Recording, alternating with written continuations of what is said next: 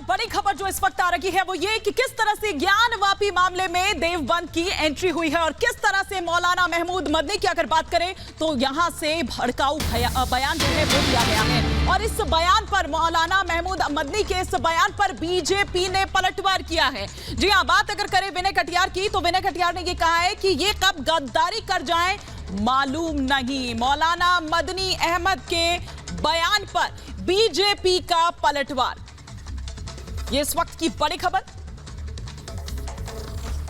क्या कुछ कहा है उन्होंने, आइए आपको सुनवाते हैं।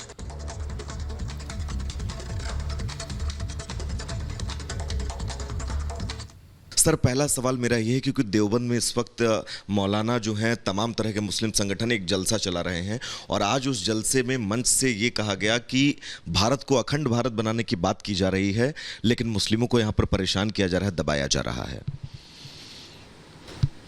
नहीं, जिन लोगों ने कहा है उनकी मानसिकता दूषित है और वो जलसे के नाम पर एक अपनी शक्ति का प्रदर्शन कर रहे हो। और जो जलसा होता है उसमें कई विदेशी मुसलमान होते हैं, छात्र होते हैं, पाकिस्तान के भी आ जाते हैं लोग। ऐसे जलसाओं पर जांच होनी चाहिए, कौन कौन आते हैं। हम ये तो नहीं कहते हैं कि आप जलसा पर रोक लगाओ, बल्कि जलसा जो हो रहा है तो कौन लोग आ रहे हैं इसकी छानबीन जरूर होनी चाहिए। बिना छानबीन के देश के साथ धोखा हो रहा है। ये कब गद्दारी कर जाएं कोई ठिकाना नहीं है।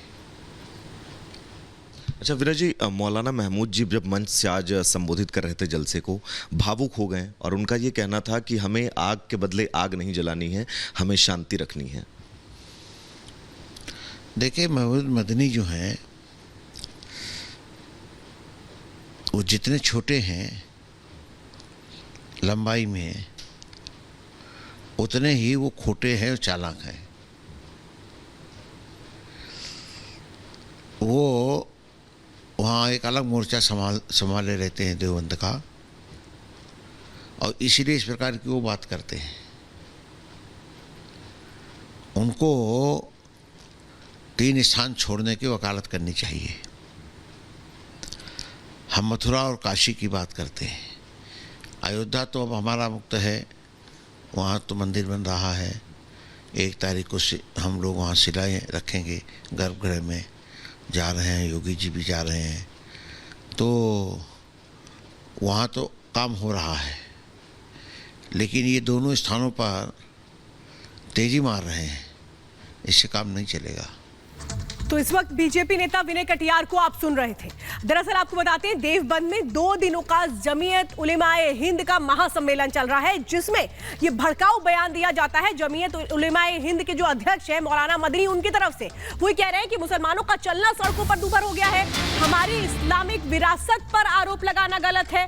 वो साफ तौर पर कह रहे हैं कि सरकार खामोश बैठी हुई है और मुस्लिमों के लिए अब एक तरह से दुष्प्रचार किया जा रहा है, ये साफ तौर पे कहा जा रहा है। वो कह रहे हैं कि नफरत का जवाब हम नफरत से नहीं, प्यार से देंगे, हम वो नहीं करेंगे जो वो लोग चाहते हैं।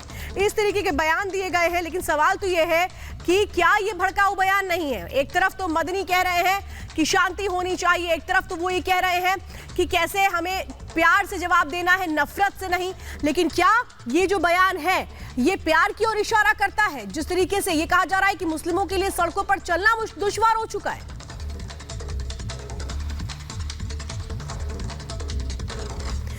तो ये देखिए, साफ तौर पे ये कहा जा रहा है कि हालात मुश्किल भरे हैं, लेकिन हमें मायूस नहीं होना है, जवाब हम देंगे।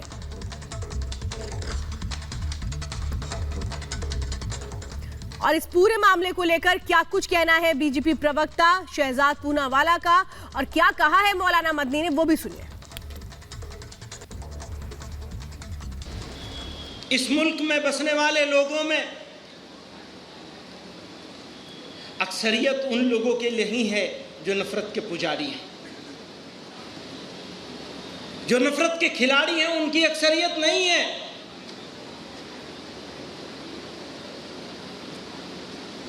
पहले तो वो बहुत छोटी अकलियत थे, आज वो जरा ज्यादा नजर आ रहे हैं, विजिबल हो गए हैं।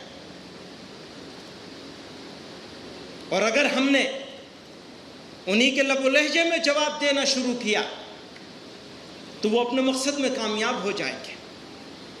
मुल्क की खामोश अक्सरियत, बस ये बदकिस्मती है कि वो अक्सरियत खामोश है। मुल्क की खामोश अक्सरियत, साइलेंट मेजॉरिटी, आज भी इस बात को अच्छी तरह समझती है कि नफरत के बाजार में, नफरत का बाजार सजाने वाले, नफरतों की दुकान खोलने वाले लोग मुल्क दुश्मन और गद्दार हैं। वो मुल्क दुश्मनों के एजेंट हैं।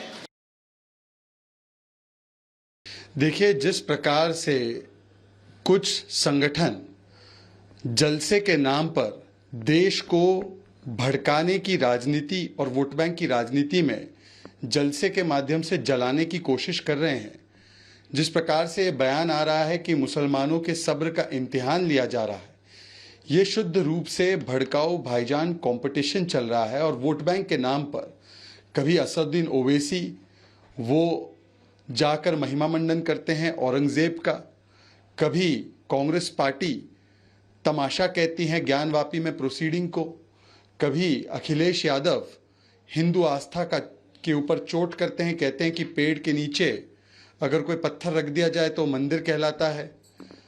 उनके अलावा बर्क साहब, उनके सांसद, कुर्बानी की बात करते हैं, तौकीर रज़ा महाभारत की बात करते हैं। पीएफआई कहती है कि मुसलमान जो है वो इसका विद्रोह और विरोध करेगा। ज्ञानवापी में जो कार्रवाई चल रही है, कोर्ट पर सवाल निशान खड़े किए जाते हैं। और अब जिस प्रकार से मदनी जी के भड़काऊ बयान सामने आए हैं, ये एक तरीके से कंपटीशन है कि इस्लामोफोबिया के नाम पर और भड़काऊ भाईजान कौन सा सबसे बड़ा साबित होगा वोट बैंक के नाम पर। सवाल ये पैदा होता है कि जब ज्ञानवापी में मामला कोर्ट के द्वारा आगे लिया जा रहा है, तो देवबंद में जमीयत उलेमाए हिंद का जो सम्मेलन है वो चल रहा है और यहां से जमीयत की ओर से एक भड़काऊ बयान जारी किया गया और साथ ही साथ ये कहा गया कि जो इस्लामिक विरासत है, जिस तरह के आरोप लगाए जा रहे हैं वो निराधार है। देश में दरअसल छद्म राष्ट्रवाद की हवा चल रही है।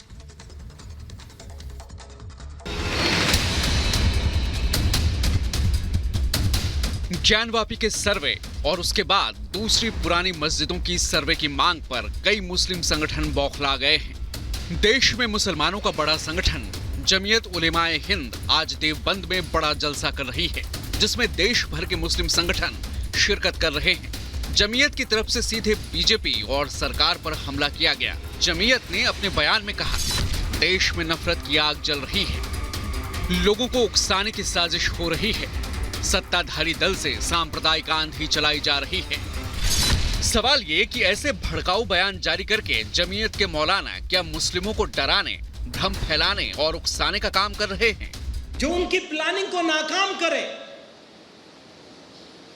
जो हमारे रिएक्शन को अपनी प्लानिंग से पहले तय कर लेते हैं, हम ये करेंगे तो ये करेंगे मुसलमान, और वो ये करेंगे तो हमारा मकसद कामयाब हो जाएगा, पूरा हो जाएगा, मकसद से करीब होते चले जाएंगे।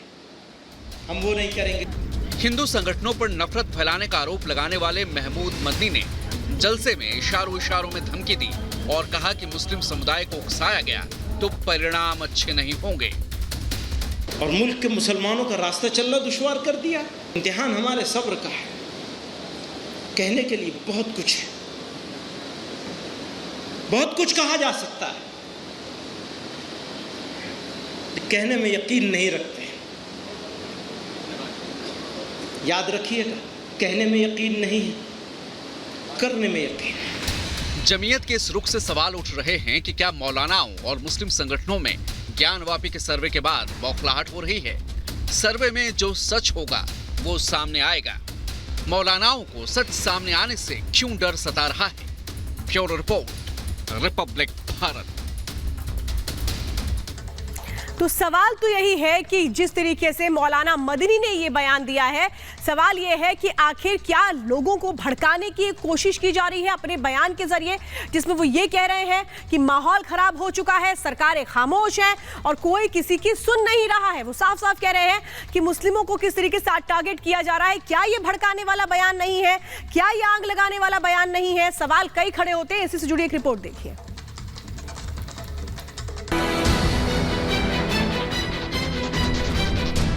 नफरत के बाजार में, नफरत का बाजार सजाने वाले, नफरतों की दुकान खोलने वाले लोग मुल्क दुश्मन और गद्दार हैं। वो मुल्क दुश्मनों के एजेंट हैं। जमीयत उलेमाए हिंद के अध्यक्ष मौलाना महमूद मदनी की जहरीली जुबान खुली तो फिर वो भड़काऊ बयानबाजी से कहां रुकते। जो उनकी प्लानिंग को नाकाम करे,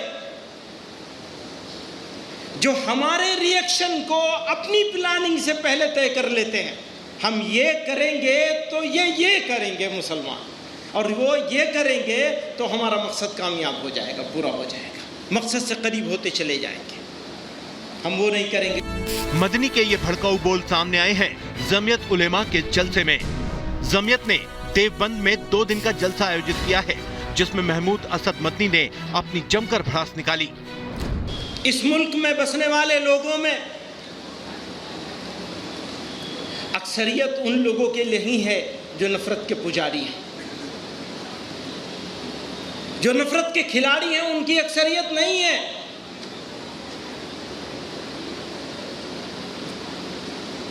पहले तो वो बहुत छोटी अकलियत थे,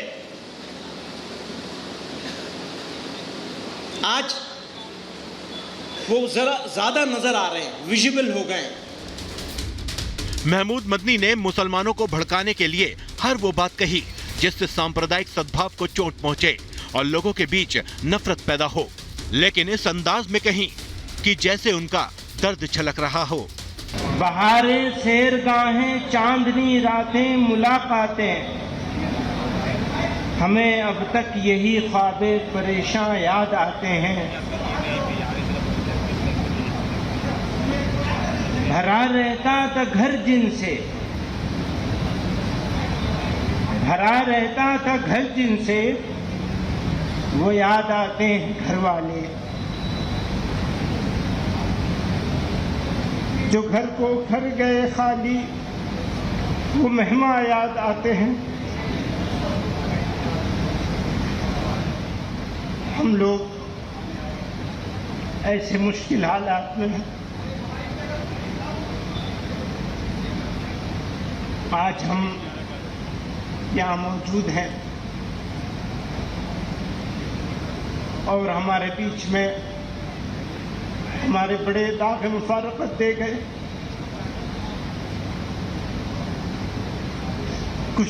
कुछ महीनों पहले तक हजरत मौलाना कारी उस्मान साहब रहमतुल्लाह अलैह इस जमात की। महमूद मदनी ने देवबंद के मंच से निशाना साधा तो उनके निशाने पर थी मोदी सरकार। भले ही उन्होंने सीधे तौर पर नाम नहीं लिया, लेकिन आरोप जड़ दिया कि देश में नफरत का बाजार सजाया जा रहा है, इस्लामोफोबिया फैलाया जा रहा है, मुसलमानों पर अत्याचार हो रहा है। नफरतों की दुकान खोलने वाले लोग मुल्क दुश्मन और गद्दार हैं। वो मुल्क दुश्मनों के एजेंट हैं। और नफरत का जवाब कभी नफरत से नहीं हो सकता। याद रखिएगा, आग को आग से नहीं बुझाया जा सकता, आग को पानी से बुझाया जा सकता है, नफरत को मोहब्बत से बुझाया जा सकता है। महमूद मदनी ने यह कहकर विक्टिम कार्ड खेला कि अखंड भारत की बात करने वालों ने मुसलमानों के लिए नर्क बना दिया है। बातें तो बहुत लोग राष्ट्र निर्माण की, राष्ट्र रक्षा की, राष्ट्र सुरक्षा की करते हैं,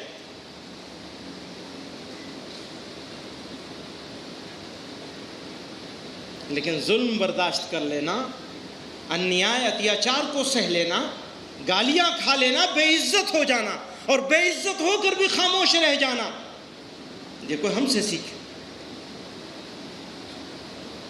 तुर्की बतुर्की करने का तो हमारे पास बहुत आसान है। ये तो एक आम आदमी का रिएक्शन होता है, तुम ऐसा कहोगे तो हम ऐसा कहेंगे। इस जलसे का आयोजन ज्ञानवापी विवाद पर चर्चा के लिए किया गया था, जिसमें 3 अहम प्रस्ताव थे। पहला, देश में बढ़ती नफरत पर विचार। दूसरा प्रस्ताव, इस्लामोफोबिया की रोकथाम। और तीसरा प्रस्ताव, सद्भावना मंच को मजबूत करना। इन तीनों प्रस्तावों को पास कर दिया गया है, लेकिन इस मंच से जिस तरह की बयानबाजी मदनी ने की, उससे साफ पता चलता है कि महमूद मदनी का एजेंडा क्या है। मदनी ने जिस तरह दर्द का दिखावा करके नफरत फैलाने की कोशिश की, उसको लेकर अब उनके खिलाफ प्रतिक्रियाएं आनी भी शुरू हो गई हैं। बार बार डराना, धमकाना, इस प्रकार से प्रवोक करना, भड़काने की राजनीति करना, वोट बैंक के लिए ये भड़काओ भाईजान कमेटी को आज बताना चाहिए कि क्या वो कोर्ट के साथ है या वो संविधान के साथ है, या बार बार हमेशा की तरह जैसे उन्होंने हिजाब के मामले पर, 3 तलाक के मामले पर, यूसीसी के मामले पर देश के संविधान और कोर्ट के खिलाफ खड़े होने का काम किया है, आज वही काम केवल और केवल वोट बैंक को डराने और वोट बैंक को भड़काने के लिए किया जाएगा। ऐसे वक्त में जब देश में अमन चैन का माहौल है, लंबे समय से ना तो कोई दंगे हुए और ना ही किसी तरह की सांप्रदायिक लड़ाई सामने आई, महमूद मदनी को नफरत का बाजार कहां दिखाई दे रहा है? मदनी ऐसी उकसाऊ बयानबाजी के जरिए आखिर क्या संदेश देना चाहते हैं? मुसलमानों को भड़काने वाली बयानबाजी के पीछे मदनी का मकसद क्या है? Bureau report, Republic Bharat.